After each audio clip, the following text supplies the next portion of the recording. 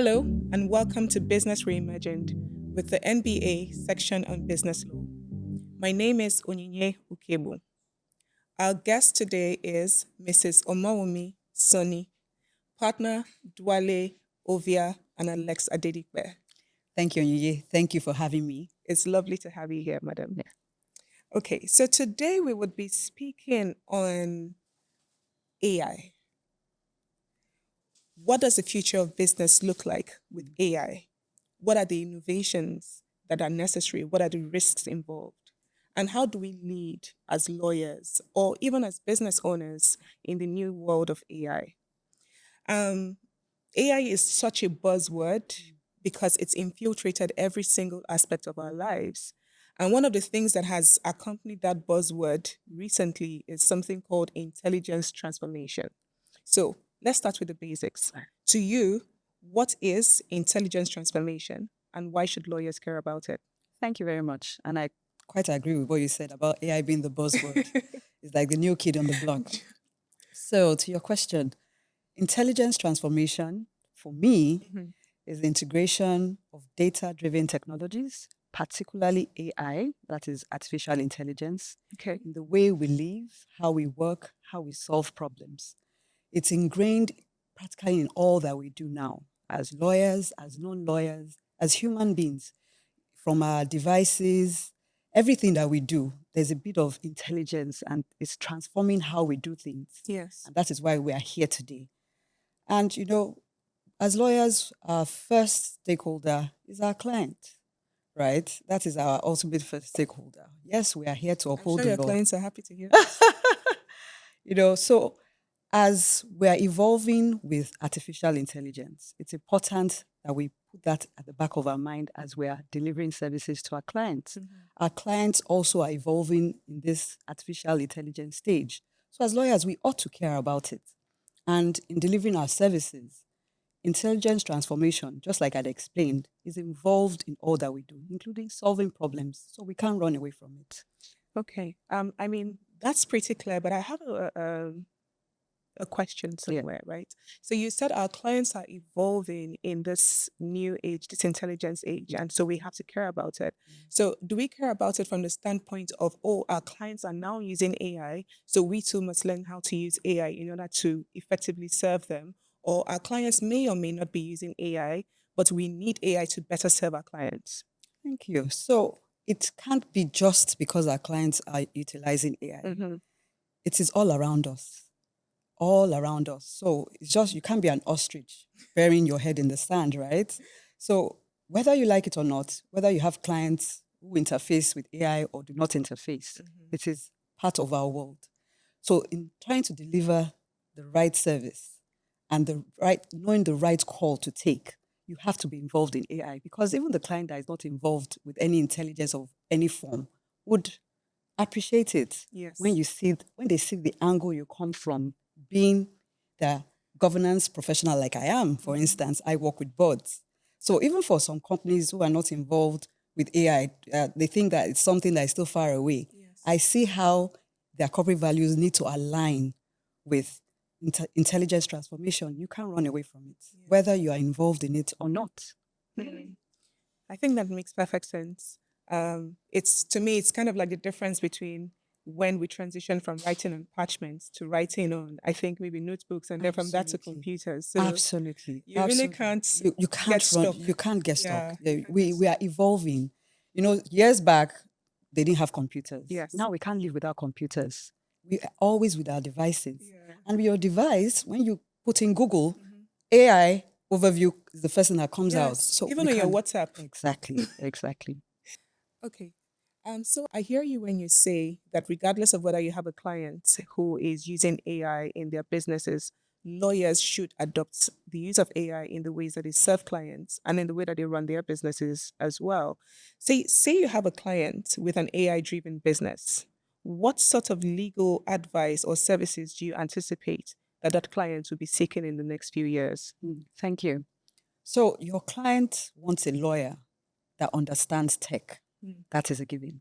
However, while understanding technology, you need to be able to connect the dots to governance, compliance, ethical considerations, and risk management. Okay. Because all of these connections flow through the integral parts of their business, right? So while you're advising on the advantages or disadvantages of using AI, you should also give them a heads up about compliance issues, governance issues, risk management, the risk of utilizing data, ensuring that you're respecting data privacy as well. And of course, lawyers, as we are now, we've gone beyond reviewing a 100-page document. Now, what is expected that we are actually designing smart legal frameworks, right, that shows the evolution of tech. Because this is something that we're still, we're evolving definitely. In Nigeria, we're still way back, but we are trying our best. Of course, we have the NDPR, we have NDPA. So it's on us to think of the frameworks that can be put in place as lawyers as we evolve in tech. Because the thing about tech, it's real time, but laws are not real time. Yeah. So, of course, with that, you also think of crisis management. With businesses, things can go wrong anytime. So as lawyers, we ought to think ahead. What would go wrong at what time? Okay, something has gone wrong that we didn't think about. How do we manage this risk, this crisis? How do we manage it? So those are the kind of services, those are the kind of things that we should be thinking about. We should be having that evolution in the way we are doing business as lawyers. Thank you. That's very interesting to me because, it's very clear, even from your answer, that the future of legal practice has changed. Yeah, so absolutely. Anyone who doesn't recognize that, well, good luck. But, one thing that jumped out at me is, the client wants a lawyer who understands tech. So number one, does that make every lawyer a tech lawyer now? Do you understand? Is the future now tech law? And then the second thing is when you talk about designing smart frameworks, what does that really look like? What does that mean? I can't put a picture to that. Yes, a picture to that. So it seems like something that is in the air. Okay, how do you get to that space where you have the framework? And first thing you said about us, assuming we all have to be tech people. Yeah. Yes and no. Yes, in the sense that we do our research. We are known for doing our research as lawyers. That's the beauty. That's why we call ourselves learned colleagues, right? Because we seem to know about every subject. But no, in the sense that there are people who have that skill, right? The technologists, the data analysts. So that is where you need to collaborate with people. So in building a legal framework too, yes, we have the legal side down pat for us, but you need to collaborate to develop such. With technology, I want to believe I'm not a technology person per se. I didn't do the sciences, but I believe that you had a bunch of people who came together. Somebody read biology, physics, chemistry, and the likes, and they sat together and developed this program. How do we get from A to B to C? Right. So that is where I foresee that we are evolving to. Okay. Yes, we have to collaborate to get to that aspect. Okay. So I'm going to put you on the spot for a bit. Yes. So you mentioned smart frameworks, right? And collaboration as part of the future of legal practice. So what does that look like for a legal practitioner, say in your field as a corporate governance expert? Yes, thank you. So for me, as a lawyer and a governance professional, what that would look like is, I'm a lawyer, right? Yes. Then we're talking about a smart legal framework. Yes. So when it comes to the legal aspect, we have it down as lawyers. Okay. But with the smart framework, that is in line with tech. That means collaborating with people like programmers, data analysts. Okay. So there's a picture where we are in a room bouncing ideas off each other, right? That as a lawyer, the law says this, but I can foresee that my client needs to counter these things. So now that we're talking about artificial intelligence, you the programmer, you the data analyst, what do you think would happen here? What gaps do you think will come ahead? I'm a lawyer. I'm looking at it strictly legal-wise, right? But you as the data analyst, there's some certain aspects of the tech language that I might not see coming. So that's what I foresee. And with that, we sit down, bounce ideas off each other, and come up with a smart legal framework. Oh, that's amazing. Legal practice just looks so dynamic in my head. In fact, I'm picturing like some sort of Marvel movie, like, but that's just me. Okay, thank you very much for sharing that. So now we're preparing for the future. We've sort of thought about, the sort of services that your clients would need. So what skills or mindsets would define the lawyer of the future, especially for young lawyers that are coming up? How do they future-proof their own practice to stay useful to this kind of client? So for the future lawyers, right? I'll say digital fluency. Okay. Right. So for those of us who were born way before artificial intelligence came on board, and it might take us and it might take us a while to get on board. If you speak digital fluency, and I want to say like the Gen Zs, I feel they have it down, right? You have digital fluency, adaptability, systemic thinking.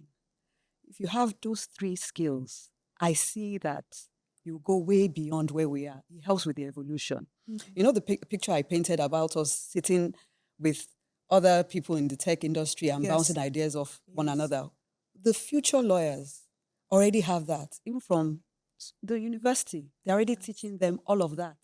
Just like I wasn't taught computer when I was in secondary school. My kids already do PowerPoint presentations in secondary school. So those are the kind of things that you need to have for the future as lawyers: adaptability, digital fluency, and systemic thinking. Adaptability, digital fluency, and systemic thinking. Wow. Okay. So finally, what's one thing lawyers should stop doing if they really want to serve the future clients well?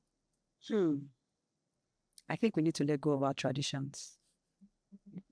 You know, as lawyers, we're used to being very traditional, the way we dress, the way we speak, which is good. But there are certain traditions we need to let go of. For example?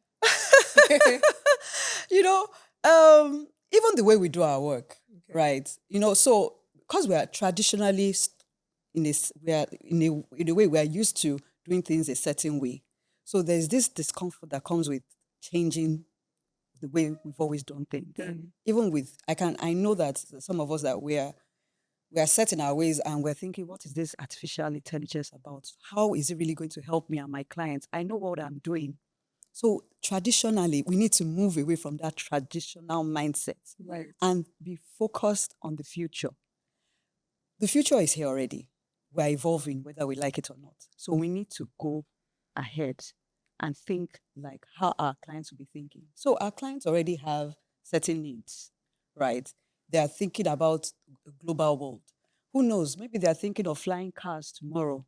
So we can't be stuck on the land. We have to think about how do we evolve. We have to shake from being uncomfortable. Be ready to learn new things.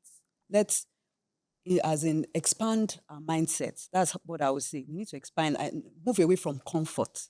So, okay, when I'm not comfortable doing this, I've never done this before. But as a lawyer, how do I need to serve my clients well if I don't move out of my comfort zone? So that is it. Letting go of tradition and moving on with innovation. Because legal excellence is not in spite of innovation. Innovation actually elevates it. Okay. Like innovation elevates legal excellence. So traditionally, we're good the way we are. We've always done things a certain way. But with innovation, it will be elevated. That's such a lovely quote. And really, when you were speaking and talking about innovation, letting go of our traditions, I was just thinking that really speaks to the heart of innovation and also to the theme of this conversation that we're having. Because it sounds to me like you're saying, hey, don't wait for the client to bring their problem. Begin to think about how to position yourself for the kind of issues that the client will bring to you. And really, that is Business Reimagined. Absolutely.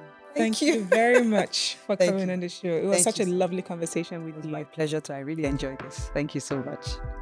Thank you very much for joining us on this episode of Business Reimagined with the NBA section on business law. Let's reimagine legal practice.